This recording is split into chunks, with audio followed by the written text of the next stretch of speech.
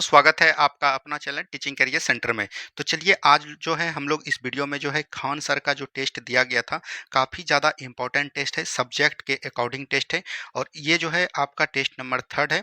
इसमें टोटल कुछ जो है 15 टेस्ट दिए गए हैं। एग्जाम तक आपका हम 15 टेस्ट कंप्लीट करवा देंगे, आपको कोई भी टेंशन नहीं लेना है। तो चलिए बिना देरी का शुरुआत करते हैं और देखिए कि आपका इसमें कितना नंबर आ पा रहा है। ठीक है, ये टेस्ट जो है दोस्तों आपके एग्जाम के अकॉर्डिंग एकदम बनाया जा रहा है, हम बार बार आपको रिपीट कर रहे हैं। तो चलिए बिना देरी का हम लोग पहले क्वेश्चन की तरफ चलेंगे और पहला क्वेश्चन यहाँ पर दिया गया है, किस संविधान संशोधन अधिनियम के तहत मंत्रिपरिषद की अधिकतम सीमा तय की गई है। अगर हम लोग बात करेंगे, एक संशोधन आता है 51वां संविधान संशोधन दोस्तों कब आता है 2003 में। 51वां संविधान संशोधन 2003 में जो आता है, इसमें बोला जाता है कि मंत्रिपरिषद चाहे लोकसभा का हो चाहे विधानसभा का हो, इसमें जो है 15% से अधिक नहीं होनी चाहिए। क्या नहीं होनी चाहिए दोस्तों? 15% से अधिक नहीं होनी चाहिए। मान के चलिए लोकसभा में अखनी अभी वही कितना सीट है, 545 सीट है। तो 545 का दोस्तों 15% निकालिएगा तो लगभग जो है 88 आता है। तो 88 ही मंत्री बन सकते हैं और इसमें जो है पीएम आपका पीएम भी सहित इसमें होगा। ठीक है, मतलब कि 15% से अधिक जो है मंत्री नहीं बन सकते हैं। ये 51वां संविधान संशोधन 2003 में लागू किया गया था। तो राइट आंसर हो जाएंगे ऑप्शन नंबर ए। यहाँ पर आपको ऑप्शन में दिख रहा होगा 57वां संविधान संशोधन। 57वां संविधान संशोधन में दोस्तों क्या किया गया है, याद रखनी है, सहकारी समिति को जोड़ा गया है। क्या बोलेंगे? सहकारी समिति को इसके द्वारा जोड़ा गया है। ठीक है, ये चीज ध्यान दीजिएगा। यहाँ पर है 66वां संविधान संशोधन 2002 में आया था और इसमें बोल सकते हैं कि इसमें जो है 11वां मौलिक कर्तव्य जो है जोड़ा गया। क्या बोलेंगे? 11वां मौलिक कर्तव्य जोड़ा गया। और मौलिक कर्तव्य की बात करेंगे तो 11वां मौलिक कर्तव्य जो जोड़ा गया दोस्तों, इसमें 6 से 14 वर्ष के बच्चे को जो है शिक्षा देना अनिवार्य बताया। 99वां संविधान संशोधन याद रखनी है, एनजेएसी से संबंधित था, जो कि निरस्त कर दिया। ठीक है, तो यहाँ पर से आपका right answer option number A हो जाएगा। बढ़ेंगे हम लोग अगले सवाल की तरफ। नेक्स्ट क्वेश्चन को ध्यान से देखिए क्या बोलते हैं। नौकरशाही को क्या कहा जाता है? देखिए, नौकरशाही को दोस्तों जो कहा जाता है, मतलब कि अस्थायी कार्यपालिका कहा जाता है। क्या कहा जाता है? अस्थायी कार्यपालिका कहा जाता है। याद रखिएगा, यह सरकार की वह शाखा होती है, याद रखनी है, यह सरकार की ऐसी शाखा होती है, बोल सकते हैं ये सरकार की क्या होती है, शाखा होती है। ठीक है, जो कि याद रखनी है सरकारी सेवाओं में काम करता है। क्या बोलेंगे? सरकारी, याद रखनी है, सेवाओं में काम करती है। ठीक है, उसी को हम लोग क्या बोलते हैं, नौकरशाह बोलते हैं। ठीक है, तो ये चीज ध्यान दीजिएगा। और इसका जो है याद रखनी है, इसका कार्य क्या होता है, ये भी बारे में पूछा जाता है। तो इसका कार्य ये होता है, जो भी सिविल सेवा कार्यरत होते हैं, मतलब कि जो भी काम कर रहे हैं सरकारी कार्य में, ठीक है, उसके ऊपर जो है नियंत्रण करना, नीति लागू करना, क्या क्या नीति होगा वो सब जो है नौकरशाह का कार्य होता है। तो राइट आंसर क्या हो जाएंगे, ऑप्शन नंबर बी हो जाएंगे। बढ़ेंगे हम लोग अगले सवाल की तरफ। नेक्स्ट क्वेश्चन को ध्यान से देखिए। नेक्स्ट क्वेश्चन यहाँ पर दिया गया है, भारत के उपराष्ट्रपति का कार्यकाल कितने वर्षों का होता है? अगर हम लोग भारत के उपराष्ट्रपति के कार्यकाल की बात करेंगे, ये दोस्तों 5 वर्षों का होता है। कितने वर्षों का होता है? 5 वर्षों का। याद रखनी है, एक ट्रिक आपको हम दे रहे हैं, उसरा निका चूस। क्या बोलेंगे? उसरा निका चूस को एकदम याद रखिएगा।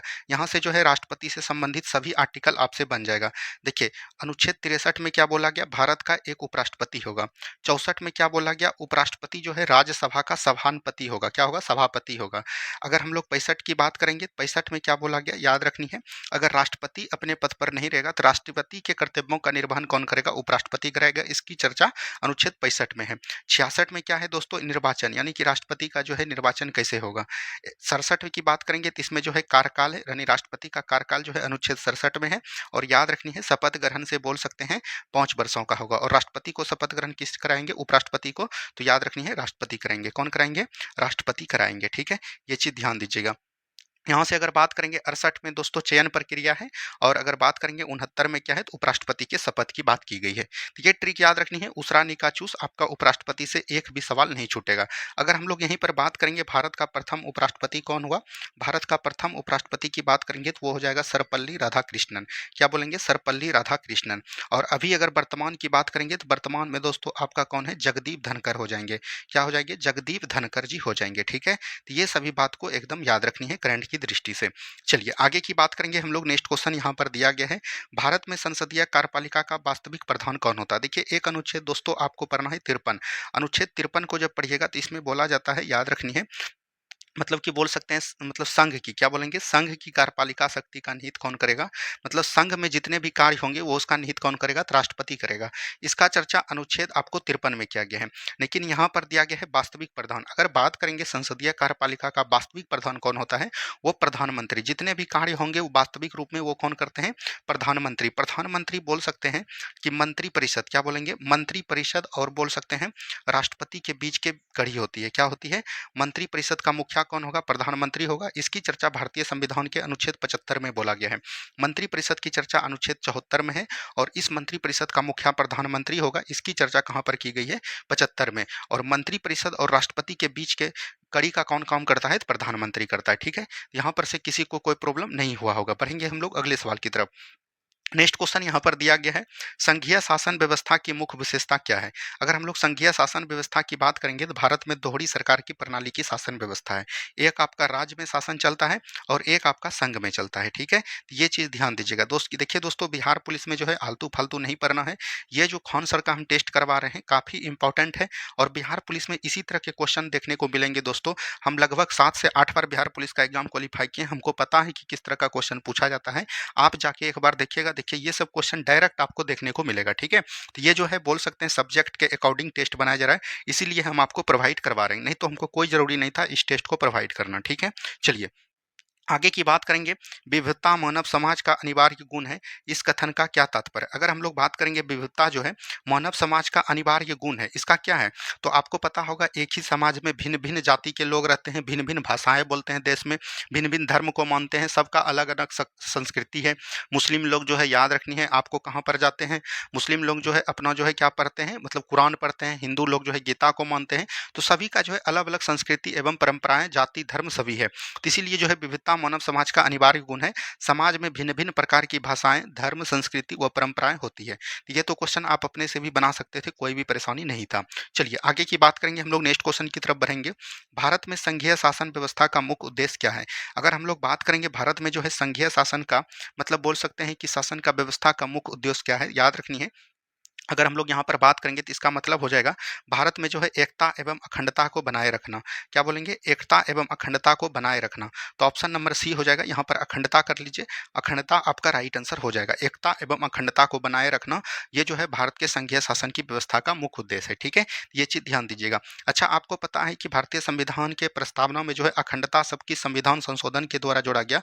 तो याद रखनी है, प्रस्तावना में एक बार संशोधन होता है दोस्तों, 42वां संविधान संशोधन 1976, और इसके द्वारा जो है प्रस्तावना में 3 शब्द जोड़े गए थे। हमने याद ट्रिक करने का ट्रिक बताया था, एएसपी, यानी कि आपको पता होगा अखंडता, क्या बोलेंगे, अखंडता, और एस से आपका हो जाएगा समाजवाद, क्या बोलेंगे, समाजवाद, और पी से आपका हो जाएगा पंथ निरपेक्ष, क्या बोलेंगे, पंथ निरपेक्ष। ठीक है, तो इसको ध्यान दीजिएगा। देखिए दोस्तों, हम जो है आपको मॉडर्न हिस्ट्री का जो है, मॉडर्न हिस्ट्री और आपको ज्योग्राफी पूरा अच्छे तरीके से बता दिए हैं।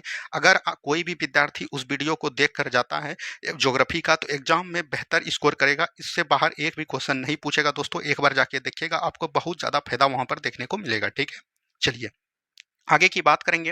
राजनीतिक दलों की नींव सर्वप्रथम कहाँ पड़ी थी।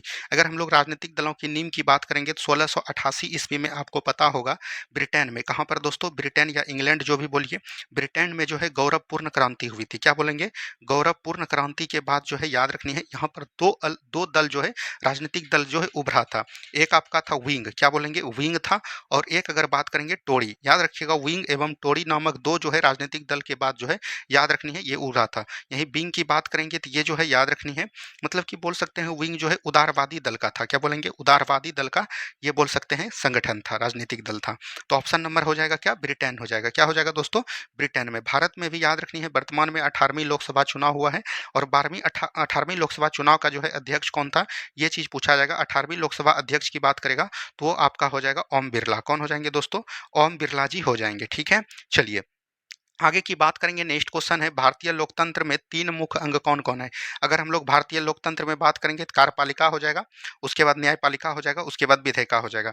अगर हम लोग यहाँ पर बात करेंगे कार्यपालिका, कार्यपालिका के अंदर जो है याद रखिएगा किसके ऊपर निर्भर कर रहता है, तो ये जो है विधायिका के ऊपर निर्भर रहता है। किसके ऊपर, विधायिका के ऊपर। और विधायिका किसके ऊपर निर्भर रहता है, तो याद रखनी है न्यायपालिका के ऊपर। क्या बोलेंगे, न्यायपालिका के ऊपर निर्भर रहती है। ठीक है, तो यहाँ से राइट आंसर हो जाएंगे, ऑप्शन नंबर आपका क्या हो जाएगा, बी हो जाएगा। क्या हो जाएगा दोस्तों, ऑप्शन नंबर बी हो जाएगा। अगर हम लोग बात करेंगे किसी भी लोकतंत्र में, यहाँ पर किसी भी लोकतंत्र है, याद रखनी है लोकतंत्र की, याद रखनी है सफलता, क्या बोलेंगे, लोकतंत्र की अगर सफलता की बात करेंगे और स्वतंत्रता, क्या बोलेंगे, लोकतंत्र की सफलता में स्वतंत्र रूप से जो है निष्पक्ष, क्या बोलेंगे, स्वतंत्र रूप से निष्पक्ष जो है कौन कार्य करते हैं, तो वो आपका न्यायपालिका कार्य करती है। ठीक है, ये चीज ध्यान दीजिएगा। देखिए विधायिका में अगर बात करेंगे, यहाँ पर विधायिका में जो कौन आएगा, लोकसभा और राज्यसभा आएगा। ठीक है, न्यायपालिका में कौन आएगा, आपका सुप्रीम कोर्ट, और स्टेट में आ जाएगा हाई कोर्ट। उसी तरह विधायिका में जो है कौन आएगा, कार्यपालिका में आपका आ जाएगा राष्ट्रपति आ जाएगा, उपराष्ट्रपति आ जाएगा, आपका प्रधानमंत्री हो जाएगा। तो ये सब जो है कार्यपालिका के अंतर हो जाएंगे। ठीक है, ये चीज ध्यान दीजिएगा। अंतिम निर्णय किसका होगा, न्यायपालिका की ही मान सम्मान होगा। चलिए आगे की बात करेंगे। नेक्स्ट क्वेश्चन, क्षेत्रवाद की भावना का एक कुपरिणाम है। कुपरिणाम का मतलब हो गया अलग बात हो जाएगा। क्या हो जाएगा, क्षेत्रवाद की भावना जो है, क्षेत्रवाद करने का मतलब हुआ कि कोई राष्ट्र है, राष्ट्र के अंदर जो है आपका क्षेत्र है। ठीक है, तो आप जो है राष्ट्र का महत्व कम दे रहे हैं और जो है क्षेत्र का ज्यादा दे रहे हैं, इसी को बोलते हैं, याद रखनी है, क्षेत्र कुपरिणाम। तो कुपरिणाम में अलग बात हो जाएगा, ऑप्शन नंबर डी को ध्यान दीजिएगा। ठीक है, चलिए आगे की बात करेगा, निम्नलिखित में से किसकी भावना का बीजारोपण यूरोप में पुनर्जागरण के काल से ही हो चुका था। इसकी बात कर रहा है कि मतलब यूरोप में जो पुनर्जागरण काल हुआ ये किसके बीजारोपण से हुआ, तो याद रखनी है ये जो है राष्ट्रवाद के उदय से हुआ। किसके द्वारा, राष्ट्रवाद। आपको पता होगा दोस्तों फ्रांसीसी क्रांति कब होता है, फ्रांसीसी क्रांति 1789 ईस्वी में होता है, और यही जो है उन्नति किस में ले लेता है, याद रखनी है इसी का जो है 19वीं शताब्दी में, और यूरोप में बोल सकते हैं राष्ट्रवाद का उदय होता है और पुनर्जागरण के काल। अगर हम लोग यहीं पर बात करेंगे पुनर्जागरण का शुरुआत कहाँ पर होता है दोस्तों, पुनर्जागरण की शुरुआत जो है याद रखनी है इटली के फ्लोरेंस नामक शहर में होता है। कहाँ पर, इटली के फ्लोरेंस नामक शहर में होता है। ठीक है, फ्लोरेंस नामक शहर में, और करते कौन है, तो याद रखनी है इटली के महान कवि थे दांते, दांते के द्वारा जो है ये स्टार्ट किया जाता है। तो ये चीज ध्यान दीजिएगा। दांते ने जो है याद रखनी है इनकी एक रचना है, बोल सकते हैं डिवाइन कॉमेडी। ये भी बिहार पुलिस में आपका पूछा गया है, डिवाइन कॉमेडी किसकी रचना है, तो दांते का हो जाएगा। और याद रखनी है ये किस भाषा में है, ये दरोगा में पूछा है, टक्सन भाषा में है। और इसमें याद रखनी है स्वर्ग एवं नरक की बात की गई है, स्वर्ग एवं नरक का जो है दृश्य यहीं पर दिखाया गया है। ठीक है, और किसने लिखा है, दांते ने। और पुनर्जागरण का अगर बातें बोलेगा पिता कौन हो जाएगा, दांते हो जाएगा। और कहाँ पे शुरू हुआ, इटली के फ्लोरेंस नामक शहर में। ठीक है, चलिए आगे की बात करेंगे। नेक्स्ट क्वेश्चन है, कार्ल मार्क्स के किस सिद्धांत की स्थापना किया। कार्ल मार्क्स ने आपको पता होगा साम्यवाद की स्थापना किया। किसकी बात किया दोस्तों, साम्यवाद की स्थापना किया। उन्होंने ये चीज बात किया, याद रखनी है कि कोई भी धर्म जो है अलग नहीं है, कोई भी वर्ग जो है अलग नहीं है, मतलब सभी को जो है समान भागों में बांटा। ठीक है, ये चीज ध्यान दीजिएगा। कार्ल मार्क्स का एक रचना भी याद रखनी है, दास कैपिटल। क्या बोलेंगे, दास कैपिटल किसकी रचना है, तो वो हो जाएगा कार्ल मार्क्स का। काफी बार एग्जाम में पूछे जा चुके हैं। चलिए आगे की बात करेगा, पहला अंतर्राष्ट्रीय संघ का मुख्य उद्देश्य क्या था। देखिए पहला अंतर्राष्ट्रीय संघ की बात करेंगे तो ये कब होता है, 1864 ईस्वी में होता है। और इसमें जो जितने भी विश्व के सभी श्रमिक थे, श्रमिक को जो है एकजुट करना था। इसका मुख्य उद्देश्य यही था। क्या था दोस्तों, श्रमिक को एकजुट करना था। वहीं अगर हम लोग बात करेंगे दूसरी जो है अंतर्राष्ट्रीय संघ जो होता है, दूसरी अंतर्राष्ट्रीय संघ 1900 ईस्वी में होता है। इसमें जो है श्रमिक के साथ साथ, इसमें श्रमिक के साथ साथ बोल सकते हैं कि मानववाद को भी एक साथ किया गया था। क्या बोलेंगे, श्रमिक के साथ साथ बोल सकते हैं कि मतलब कि समाजवादी पर भी जोर दिया गया था। तो यहाँ पर ये दूसरी हो गया। अगर यहाँ पर किसकी बात कर रहा है, पहली, तो पहली में क्या हो जाएगा, आर्थिक विकास को बढ़ावा देना, विभिन्न देशों के श्रमिक को एकजुट करना, ऑप्शन नंबर बी। और दूसरी को भी ध्यान दीजिएगा, इसमें श्रमिक के साथ साथ किसको भी दिया गया, समाजवाद को भी एक और लिया गया था। ठीक है, ये चीज ध्यान दीजिएगा, दोनों का इस भी आपको ध्यान दीजिएगा। आगे की बात करेंगे। देखिए यहाँ पर पूछ दिया, द्वितीय अंतर्राष्ट्रीय संघ किन विचारधाराओं पर आधारित था, तो समाजवाद हो जाएगा और मार्क्सवाद हो जाएगा। ठीक है, ये चीज ध्यान दीजिएगा। और इसमें भी जो है याद रखनी है श्रमिकों को एकजुट करना था। क्या बोलेंगे, श्रमिकों को एकजुट करना था। ये भी चीज को ध्यान दीजिएगा। ठीक है, चलिए आगे की बात करेंगे। नेक्स्ट क्वेश्चन, बाल्शविक क्रांति का नेतृत्व किसने किया था। अगर हम लोग बात करेंगे बाल्शविक क्रांति का नेतृत्व जो है लेनिन नामक वैज्ञानिक ने किया था, सॉरी लेनिन नामक जो है व्यक्ति ने किया था। तो ये चीज ध्यान दीजिएगा, याद रखनी है। अगर हम लोग बात करेंगे बाल्शविक क्रांति जो दोस्तों, बाल्शविक क्रांति जो था एक बोल सकते हैं वामपंथी, क्या बोलेंगे, वामपंथी समाजवादी का गुट था। क्या बोलेंगे, वामपंथी समाजवादी का गुट था। ये भी कई बार एग्जाम में पूछा जाता है। ठीक है, कि याद रखनी है बाल्शविक क्रांति किस समाजवादी का गुट था, तो आपको ध्यान देनी है वामपंथी। क्या ध्यान देना है, वामपंथी। ठीक है, तो ये चीज ध्यान दीजिएगा। अच्छा, ये जो गुट था किसके लिए था, तो 1917 में जो दोस्तों रूसी क्रांति हुआ था, उस सत्ता पर जो है याद रखनी है अधिकार करना था, यानी कि कब्जा करने में मदद दिया था। क्या बोलेंगे, कब्जा करने में जो है मदद दिया था। ठीक है, तो इसको ध्यान दीजिएगा। चलिए बढ़ेंगे हम लोग अगले सवाल की तरफ। नेक्स्ट क्वेश्चन को ध्यान से देखिए क्या बोला गया। रूस में कृषकों की स्थिति कैसी थी? तो रूस में कृषकों की स्थिति याद रखनी है, बंधुआ मज़दूर के अधीन था।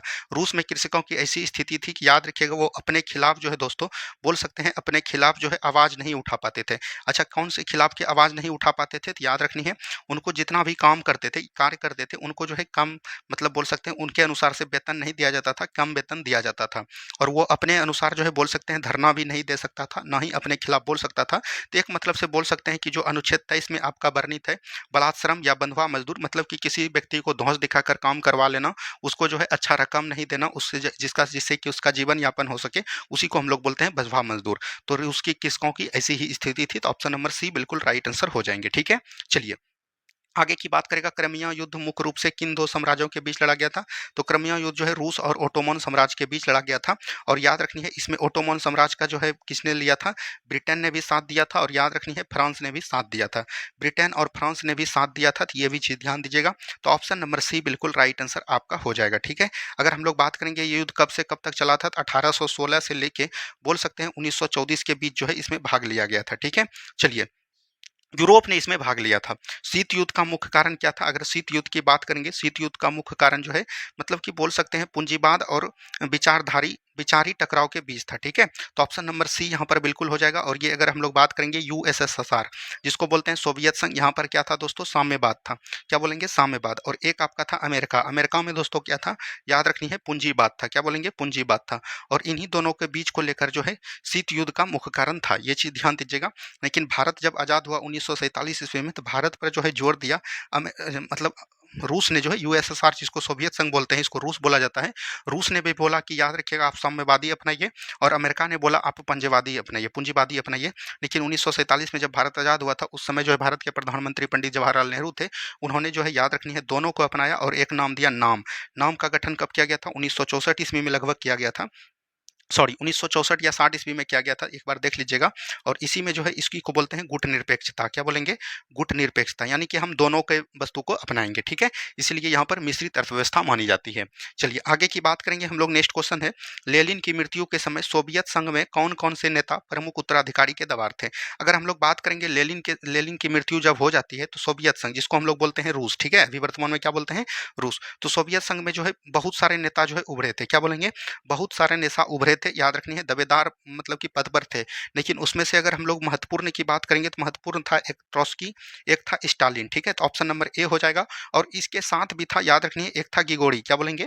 गिगोरी था, याद रखनी है, इनका पूरा नाम है गिगोरी जीएनएव। ठीक है, लेकिन याद रखनी है आपको गिगोरी। और एक अगर हम लोग बात करेंगे, तो एक था केमिलो बुखारिन। क्या बोलेंगे? केमिलो बुखारिन। ये ऐसे चार नेता थे, याद रखनी है, जो कि बोल सकते हैं कि पूरे दबेदार पद पर थे। लेकिन इसमें जो है शासक किसका बनता है? ट्रॉट्स्की और स्टालिन का बनता है। ठीक है, चलिए आगे की बात करेगा। लाल सेना का गठन किसने किया था? तो ये जो है लियोन ट्रॉट्स्की द्वारा किया गया था। तो ऑप्शन नंबर सी बिल्कुल राइट आंसर आपका हो जाएगा। और कब किया गया था? तो 1918 ईस्वी में किया गया था। लाल सेना का गठन कब किया गया था दोस्तों? 1918 ईस्वी में किया गया था। ठीक है, तो ये चीज़ ध्यान दीजिएगा। आगे की बात करेगा, पंचायत समिति बिहार में पंचायती राज व्यवस्था का कौन सा स्तर है? तो ये मध्य स्तर हो जाएगा। ठीक है, अगर हम लोग बात करेंगे क्यों मध्य स्तर होगा, तो आपको पंचायती राज व्यवस्था जो है किसने दिया था? बलवंत राय मेहता समिति ने। किसने बोलेंगे? बलवंत राय मेहता समिति के द्वारा दिया गया था। और इन्होंने जो दिया था त्रिस्तरीय पंचायती राज। त्रिस्तरीय पंचायती राज में एक था आपका ग्राम सभा, ठीक है, उसके बाद एक था पंचायत समिति। क्या बोलेंगे? एक था पंचायत समिति। और जिला स्तर पर था जिला परिषद। क्या बोलेंगे? जिला स्तर पर, याद रखनी है, जिला स्तर इसको दे दिए। तो यहाँ पर पंचायत समिति जो है, यही जो है 5,000 लगभग जितने भी गांव होते हैं, 5,000 जनसंख्या पर एक जो है पंचायत समिति होता है। और बाद में इसका जाके प्रमुख जो है मतलब अप्रत्यक्ष तरीके से चुनाव करके इसका चुना जाता है। ठीक है, तो यही अगर बात करेंगे ग्राम पंचायत कौन हो जाएगा? मध्य स्तर हो जाएगा। ठीक है, चलिए बिहार में नगरों एवं कस्बों में स्थानीय स्वशासन का इतिहास किस ग्रंथ में वर्णित है? तो ये मनुस्मृति और महाभारत में ये हो जाएगा। अगर हम लोग बात करेंगे यूनानी लेखक कौन थे दोस्तों? मेगास्थनीज। क्या बोलेंगे? मेगास्थनीज था। तो मेगास्थनीज के समय में जो है याद रखनी है, अगर हम लोग बात करेंगे तो मौर्योत्तर काल, क्या बोलेंगे, मौर्य वंश के जो है याद रखनी है नगर पालिका के बारे में बताया गया है। क्या बोलेंगे? मौर्य वंश के नगर पालिका के बारे में बताया गया था। और किस पुस्तक में? अर्थशास्त्र में। किस में बोलेंगे? अर्थशास्त्र में बताया गया था। अर्थशास्त्र किसकी पुस्तक थी? याद रखनी है, चाणक्य की पुस्तक थी। और मेगास्थनीज का कौन हो जाएगा? इंडिका हो जाएगा। क्या हो जाएगा दोस्तों? इंडिका हो जाएगा। ठीक है, तो यहाँ पर से किसी को कोई प्रॉब्लम नहीं होनी चाहिए। और अगर हम लोग बात करेंगे मेगास्थनीज की बात करेंगे, तो मेगास्थनीज में इंडिका में जो है याद रखनी है पटना का जो नगर पालिका था, इसके बारे में जानकारी मिलती है। यानी उस समय पटना को क्या बोला जाता था? पाटलिपुत्र बोला जाता था। ठीक है, चलिए आगे की बात करेगा संपूर्ण क्रांति आंदोलन किस राज्य से प्रारंभ हुआ, तो ये बिहार से हो जाएगा।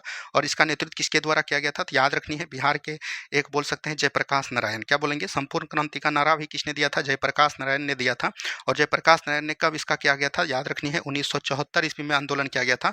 और इसमें बोल सकते हैं बिहार के छात्र भी शामिल थे और बोल सकते हैं यहाँ पर युवा भी शामिल थे। और बिहार में जो भारत में भ्रष्टाचार हो रहा था उसके खिलाफ ये आंदोलन चालू किया गया था। ठीक है, चलिए आगे की बात करेगा, बिहार में निम्नलिखित में से किस साहित्यकार को हिंदी भाषा के लिए ज्ञानपीठ पुरस्कार मिला है, तो रामधारी सिंह दिनकर हो जाएगा। और रामधारी सिंह दिनकर को जो है याद रखनी है 1972 ईस्वी में जो है याद रखनी है ज्ञानपीठ पुरस्कार दिया गया था। और ये कहाँ के हैं, बिहार के हैं। कहाँ के हैं दोस्तों, बिहार के हैं।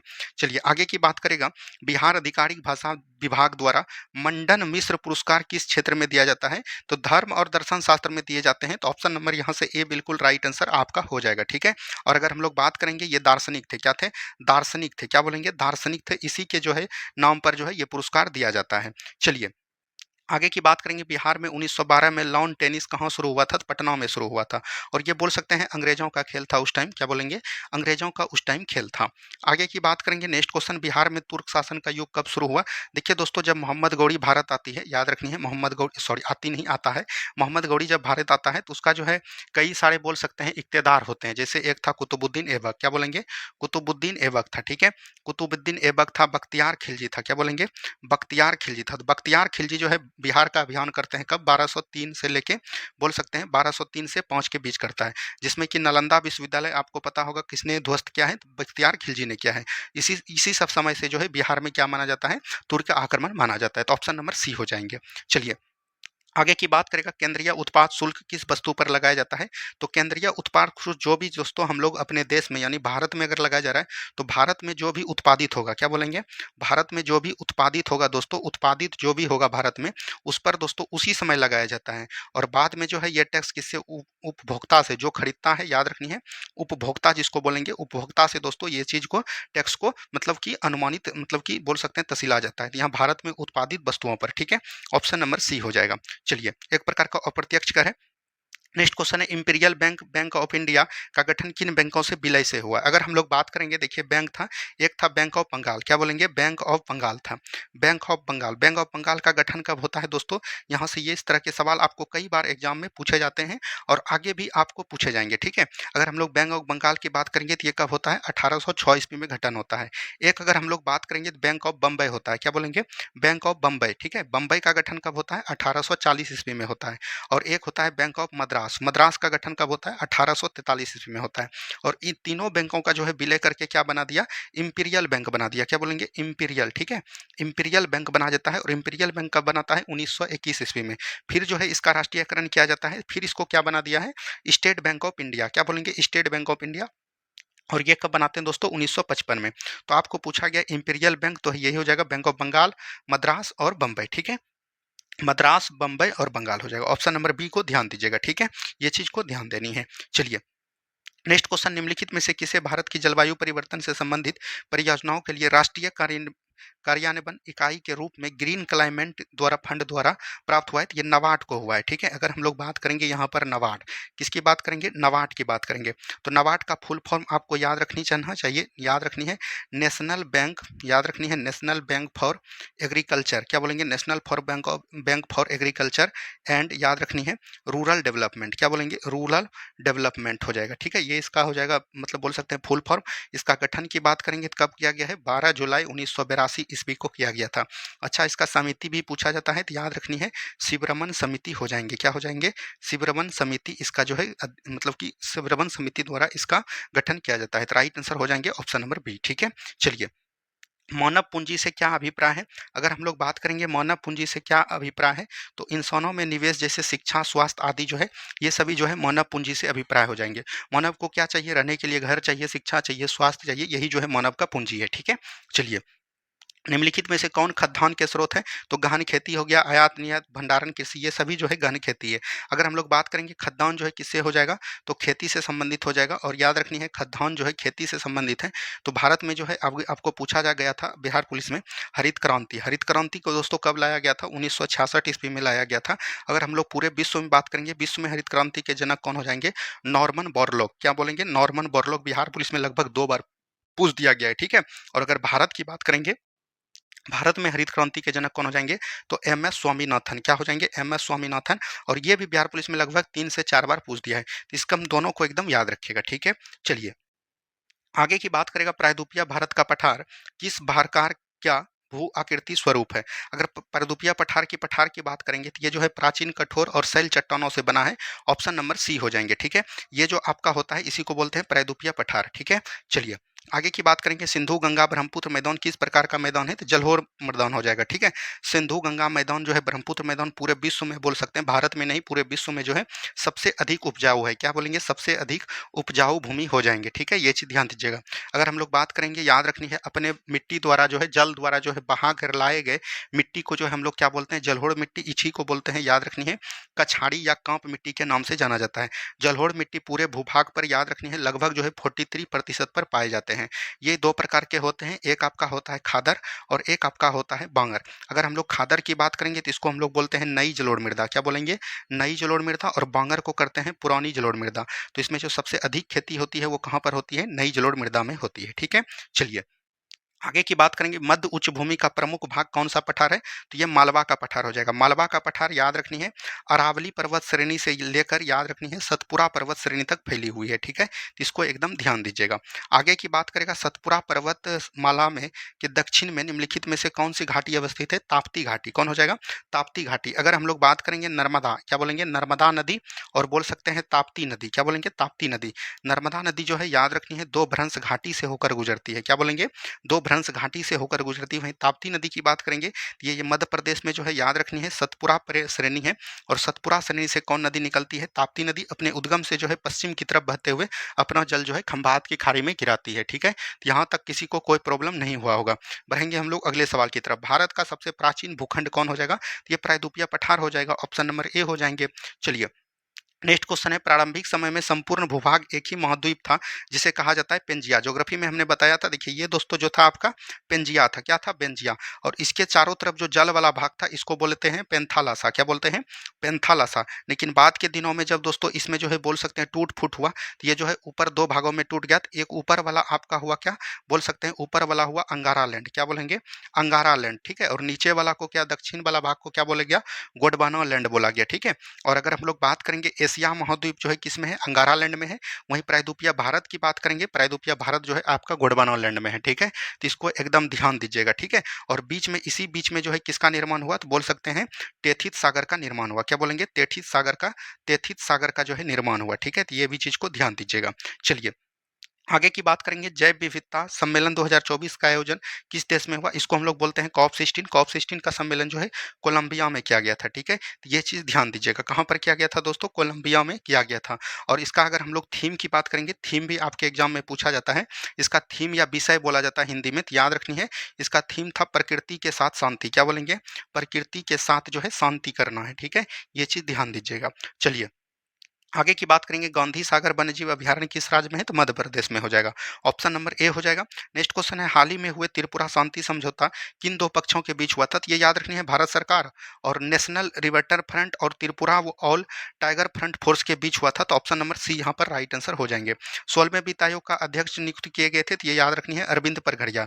यहीं पर याद रखनी है 15वां वित्त आयोग का अध्यक्ष भी आपको याद रखनी है, ये हो जाएंगे एन के सिंह। कौन हो जाएंगे दोस्तों? एन के सिंह हो जाएंगे, ठीक है। चलिए नेक्स्ट क्वेश्चन, किस देश ने पहला महिला T20 विश्व कप 2024 का खिताब जीता? ये कहाँ पर हुआ था दोस्तों? तो याद रखनी है यूएई यानी कि संयुक्त अरब अमीरात में हुआ था।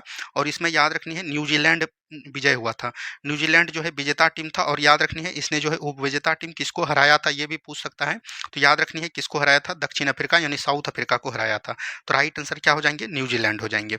आगे की बात करेगा, नेक्स्ट क्वेश्चन यहाँ पर है, ऑपरेशन मर्यादा किस राज्य में शुरू किया गया था? तो उत्तराखंड में किया गया था। ऑप्शन नंबर सी हो जाएंगे। और याद रखनी है वहाँ पर जो मतलब कि जो भी लोग मतलब कि हिंदुत्व में वर्चस्व दिखाते हैं उसी के लिए जो है मर्यादा जो है ऑपरेशन मर्यादा चलाया गया था।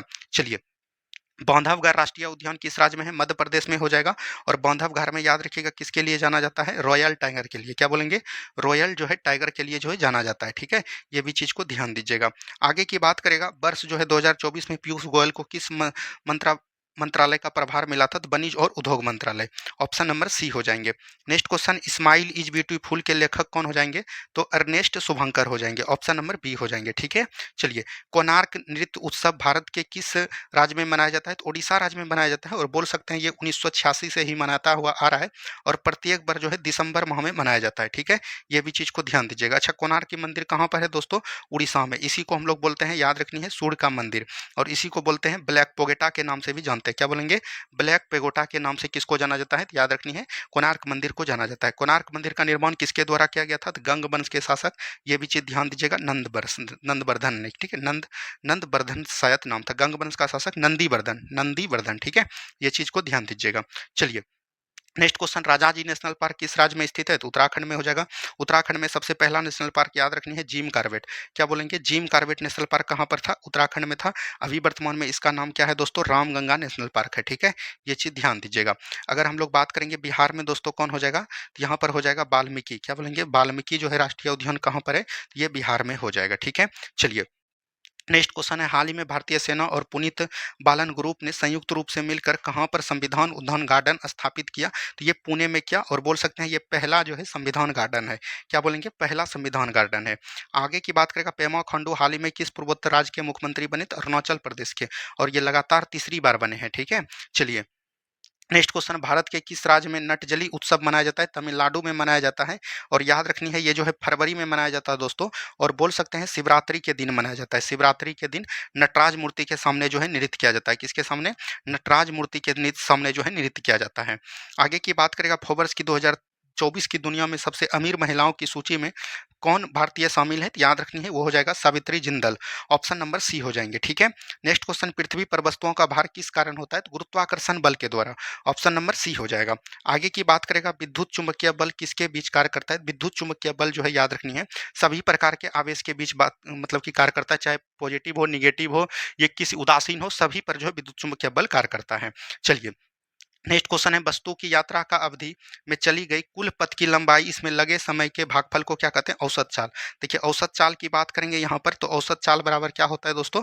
तो आपको पता होगा, कुल दूरी, यानी कि कुल दूरी को हम लोग बोल सकते हैं कुल पथ लंबाई बटे कुल समय। कुल समय को हम लोग हिंदी में क्या बोलते हैं? कुल अवधि। तो इसी को बोलते हैं औसत चाल। तो इसका फॉर्मूला क्या होता है? यू बटे वी बाई टू, यानी प्रारंभिक वेग अंतिम वेग बटे दो, मतलब इसका हो जाएगा, याद रखनी है, कुल त्वरण। ठीक है, चलिए, नेक्स्ट क्वेश्चन है, बिना क्वथनांक तक पहुंचे किसी द्रव को गैस में बदलने को कहा जाता है? तो वाष्पीकरण कहा जाता है। ऑप्शन नंबर बी हो जाएंगे। ठीक है, अगर हम लोग बात करेंगे किसी ठोस है, ठोस को जो है द्रव में पिघलाएंगे तो वो हो जाएगा गलनांक।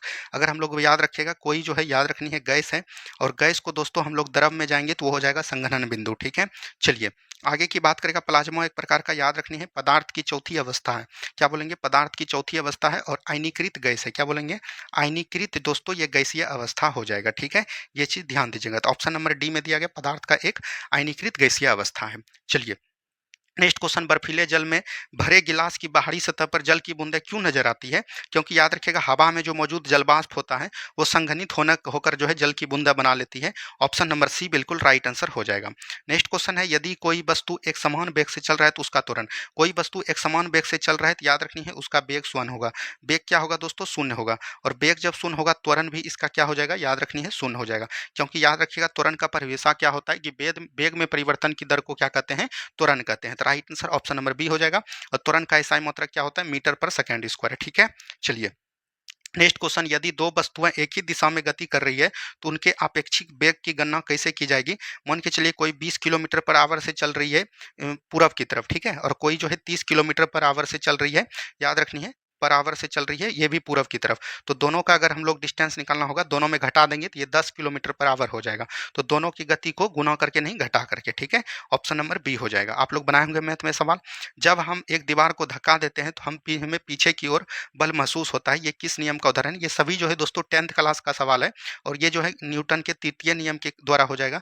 आपको बताए थे गति का जो है तीसरा नियम क्या बोलता है? मतलब क्रिया के विपरीत प्रतिक्रिया। क्या बोलेंगे? क्रिया के विपरीत जो है, याद रखनी है, क्रिया के विपरीत जो है प्रतिक्रिया हो जाएगा। ठीक है, अच्छा, इसका उदाहरण आप लोग बता सकते हैं? तो याद रखनी है, इसका उदाहरण हो जाएगा रॉकेट का उड़ना, इसी का उदाहरण है। और बोल सकते हैं आप जो है पानी में जो तैर लेते हैं, इसी का उदाहरण है। ठीक है, मतलब जितना फोर्स हम इधर से लगाएंगे उतना भी फोर्स उधर से लगाएगा, इसी को बोलते हैं क्रिया के विपरीत प्रतिक्रिया। चलिए, नेक्स्ट क्वेश्चन है डाल्टन के परमाणु सिद्धांत के अनुसार रासायनिक अभिक्रिया होती है पूर्ण रूप से व्यवस्थित होती है। तो ऑप्शन नंबर ए हो जाएगा, पूर्ण रूप से क्या हो गई, व्यवस्थित हो गई। नेक्स्ट क्वेश्चन है रदरफोर्ड के मॉडल के परमाणु का अधिकांश भाग कैसा होता था। तो याद रखनी है ये खाली ही होता था, ठीक है, ना ही याद रखिएगा ये पॉजिटिव ना ही होता था ना ही निगेटिव, बहुत सारा क्या रह गया, रदरफोर्ड के मॉडल के अनुसार परमाणु का अधिकांश भाग खाली ही रह गया यानी रिक्त रह गया। आगे की बात करेगा अल्बर्ट आइंस्टीन को विज्ञान की किस शाखा के विशेष योगदान के लिए जाना जाता है। तो याद रखनी है भौतिकी के लिए, और भौतिकी में इन्होंने क्या दिया था, प्रकाश प्रभाव, ठीक है, याद रखनी है प्रकाश प्रभाव दिया था, और प्रकाश विद्युत प्रभाव के लिए जो है इनको जो है 1921 में याद रखनी है भौतिकी के लिए जो है नोबेल पुरस्कार से भी सम्मानित की गई थी, ठीक है। चलिए नेक्स्ट क्वेश्चन है प्रिज्म में सफेद प्रकाश का कौन सा रंग सबसे अधिक विचलित होता है, जिसका तरंग दैर्घ्य क्या होगा दोस्तों, जिसका तरंग दैर्घ्य की बात करेंगे कम होगा, उसका जो है क्या होगा, रंग का विचलन अधिक होगा, क्या होगा, रंग का विचलन दोस्तों क्या होगा, अधिक होगा। तो सबसे तरंग दैर्घ्य किसका होता है, बैगनी का, सबसे मतलब विचलन कौन होता है, ये फैलता कौन है, बैगनी ही फैलता। और सबसे तरंग दैर्घ्य दोस्तों किसका होता है, अधिक होता है, जिसका अधिक होगा उसका विचलन कम होगा, इसीलिए ट्रेन के याद रखनी है सिग्नल पे लाल रंग देता है क्योंकि ये फैलता कम है, ठीक है।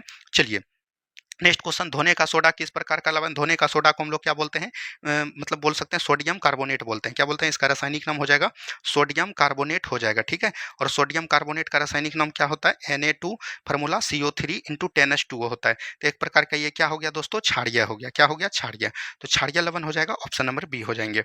आगे की बात करेगा तनुकरण का अर्थ क्या होता है। तनुकरण का अर्थ होता है, याद रखनी है, जो भी आपके पास विलयन है उसमें जो है विलायक की मात्रा कम हो, ठीक है, विलायक की विलय की मात्रा दोस्तों क्या होगा, कम होगा, ठीक है। और याद रखनी है विलयन में अधिक विलायक जैसे जल मिलाकर सांद्रण को घटाना, सांद्रण मतलब हुआ कि याद रखनी है विलय को घटाना, यही हो जाएगा ऑप्शन नंबर सी बिल्कुल राइट आंसर हो जाएगा।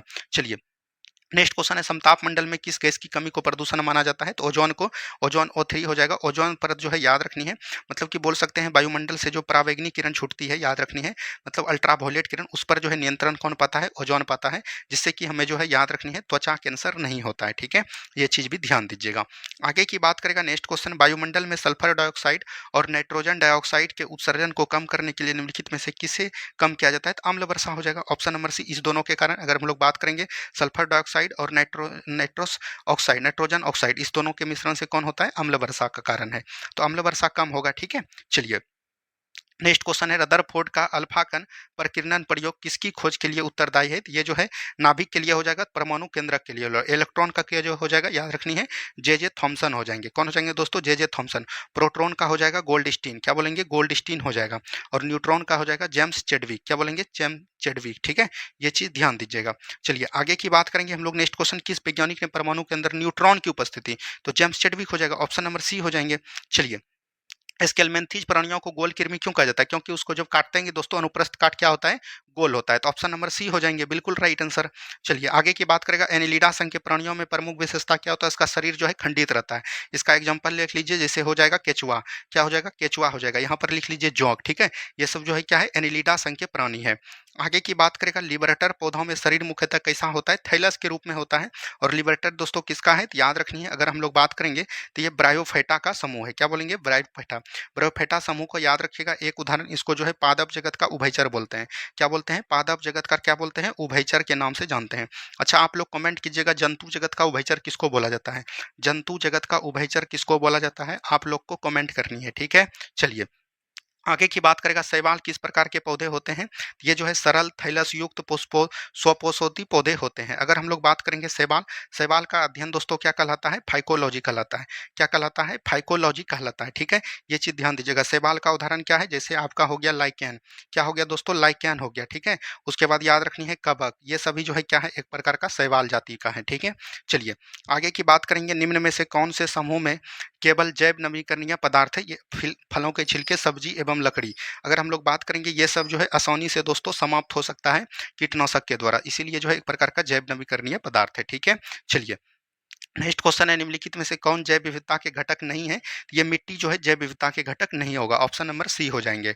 आगे की बात करेगा केंद्रक में पाए जाने वाले उस पदार्थ को क्या कहा जाता है जो क्षारीय रंग से रंजित होता है। तो केंद्रक में दोस्तों पाए जाने वाले उस पदार्थ को, केंद्रक का खोज 1831 ईस्वी में किसके द्वारा किया जाता है, तो रॉबर्ट ब्राउन के द्वारा, किसके द्वारा, रॉबर्ट ब्राउन के द्वारा किया जाता है। लेकिन बाद के दिनों में दोस्तों इसमें जो है याद रखनी है फ्लेमिंग, फ्लेमिंग नामक वैज्ञानिक ने जो है इसको मतलब बोल सकते हैं मतलब कि रंजित होने मतलब मतलब क्षारीय रंग जब मिलाता है तो इसको जो है रंजित हो जाता है, अभिरंजक हो जाता है, तो इसका नाम क्या दिया, क्रोमेटिन दिया। तो ऑप्शन नंबर डी हो जाएंगे। ठीक है, चलिए यहाँ पर से मैथ का क्वेश्चन है, इसको बना लीजिएगा, ऑप्शन नंबर बी 16 हो जाएंगे। ठीक है, आगे की बात करेगा, एक बेलन का वक्र पृष्ठीय क्षेत्रफल, तो बेलन का वक्र पृष्ठीय क्षेत्र 2 पाई आर होता है और इसके बराबर कितना दिया है 880, सॉरी एक एक 8 कट जाएगा 880, तो 2 गुना 22/7 इसको हम लिख सकते हैं दोस्तों, और गुना आर एच बराबर 880 लिख सकते हैं। तो 22 चौकी ये कितना कट में 40 बार में, 2 से कट जाएगा 20 बार में, तो आर एच बराबर कितना हो जाएगा 140, तो 140 आप चल के चल सकते हैं, ऑप्शन नंबर ए हो जाएगा। तो इस तरह से मैथ आप बना सकते हैं, कोई भी भारी नहीं है।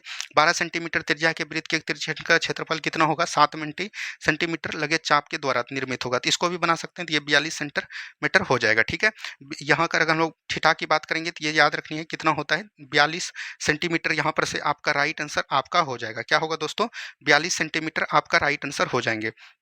इस तरह से आप अगर बनाइएगा, अगर हम लोग यहाँ पर इसकी बात करेंगे तो चाप की लंबाई की बात करेंगे तो इसका क्षेत्रफल, चाप की लंबाई मतलब कि 7 सेंटीमीटर इसका क्या हो गया, त्रिज्या हो गया, मतलब लंबाई हो गया, क्या बोलेंगे लंबाई जो है इसका 7 सेंटीमीटर हो गया, और त्रिज्या को हम लोग क्या बोलते हैं आधार, आधार कितना हो गया 12 सेंटीमीटर।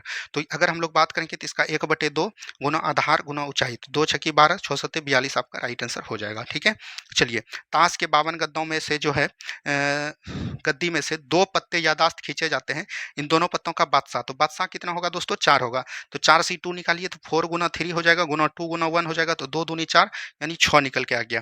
अब 52 गत्तों में अगर हम लोग बात करेंगे तो 52 से 2 निकालना होगा, तो 52 गुना 51 हो जाएगा, गुना 2 गुना 1 हो जाएगा, तो 2 से कट जाएगा कितना बार में 26 बार में, 26 गुना 51 कीजिएगा 1326 हो जाएगा, तो ये कितना हो जाएगा एन ई बटे एन एस, तो 1326 हो जाएगा।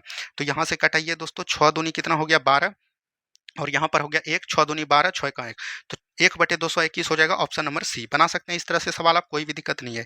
इसका right answer option number B हो जाएगा, आप लोग बना लीजिएगा। नेक्स्ट क्वेश्चन की बात करेंगे तो ये 0 हो जाएगा। आगे की बात करेगा नेक्स्ट क्वेश्चन, इसका जो है दोस्तों अगर हम लोग बात करेंगे तो ये ऑप्शन नंबर बी हो जाएंगे। आगे की बात करेगा, एक टीम में 10 खिलाड़ी 10, तो इसको कुछ नहीं करना, 10C3 कर दीजिएगा, 10 गुना जो है याद रखनी है 9 गुना 8 हो जाएगा, और नीचे हो जाएगा 3 गुना 2 गुना 1, तो 2 से कट जाएगा 4 बार में, 3 से कट जाएगा 3 बार में, 4 तिया 12 धन कितना हो जाएगा दोस्तों 120, तो 120 हो जाएगा। ठीक है, तो इस तरह से आप बना सकते हैं, मैथ पूरा ही इजी है। आदर्श की माँ को गंभीर बीमारी है, ये देखिए बीमारी गलत लिखा है दोस्तों, बीमारी इस तरह से होता है, तो बीमारी यहाँ पर से गलत है। ठीक है, तो यहाँ पर गलत बोल रहा है तो गलत हो जाएगा। चलिए, लो और स्व उच्चारण किस स्थान से होता है, तो दंत स्थान से। दंत स्थान से याद रखनी है ट्रिक तुलसी। ठीक है, तो वाला जितना होगा तो हो जाएगा, थो हो जाएगा, दो हो जाएगा, धो हो जाएगा, नो हो जाएगा, यहाँ से जो भी उच्चारण होगा वो क्या होगा दंत होगा। लो से याद रखिएगा लो, और स्व से याद रखिएगा स्व, तो यहाँ पर लो और स्व पूछ रहा था, दंत हो जाएगा। ठीक है, चलिए आगे की बात करेंगे, दिए गए वाक्यांश के लिए सार्थक शब्द ज्ञात कीजिए। सार्थक शब्द जो स्त्री की कविता लिखती है तो ये हो जाएगा कवित्री, कवित्री इस तरह से होता है। ठीक है, तो इसको सही कर लीजिएगा। चलिए आगे की बात करेगा, दिए गए शब्दों में उचित शब्द के लिए वैद्य जी नाड़ी देखकर इलाज करते हैं, तो ऑप्शन नंबर डी हो जाएगा। ठीक है, चलिए मुसीबत में और मुसीबत आना यानी कंगाली में आटा गीला, ऑप्शन नंबर ए, मतलब कि ऑप्शन नंबर ए हो जाएगा। आगे की बात करेंगे तो इसका right answer option number C हो जाएगा, इंग्लिश का क्वेश्चन है, इसका भी राइट आंसर सी हो जाएगा। ठीक है, आगे की बात करेंगे तो इसका भी राइट आंसर सी हो जाएगा। ये सब आप बना लीजिएगा, कोई भी दिक्कत नहीं है, ये ऑप्शन नंबर डी हो जाएंगे। यहाँ पर से अगर हम लोग बात करेंगे तो ऑप्शन नंबर ए हो जाएगा। अगर हम लोग नीचे की बात करेंगे तो ये ऑप्शन नंबर बी हो जाएंगे। ठीक है, आगे की बात करेंगे तो यहाँ पर से जो है आपका ऑप्शन नंबर डी हो जाएंगे। ठीक है, आगे की बात करेंगे तो यहाँ पर से आपका ऑप्शन नंबर ए हो जाएगा। तो इस तरह से आप हमने 100 क्वेश्चन आपको करवा दिए खान सर का प्रैक्टिस सेट 3। आप लोग बताइएगा, कल जो है आपको जो आएगा सुबह वाला वीडियो वो काफ़ी ज़्यादा इंपॉर्टेंट रहेगा, तो उसको एकदम जरूर देखिएगा, वहाँ से आपका जरूर से जरूर 2-3 प्रश्न बनेंगे। ठीक है, तो धन्यवाद, मिलते हैं हम लोग नेक्स्ट वीडियो में। जय हिंद, जय भारत।